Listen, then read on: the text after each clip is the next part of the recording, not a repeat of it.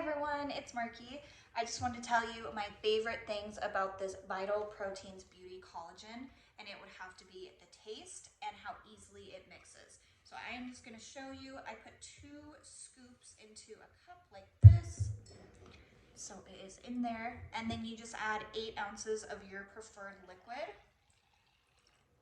And then it mixes so easily. I used to have one of those kind of like frother mixers, and my kids broke it. And I was worried that it wouldn't mix up just the same as it did with that. But I can just use a spoon and it mixes up beautifully. It doesn't get clumpy. You just have to stir it for a minute and you are good to go. The color is a little different, but the taste is just amazing. It's so light and refreshing and so easy to drink. It's not overpowering. It's not super strong.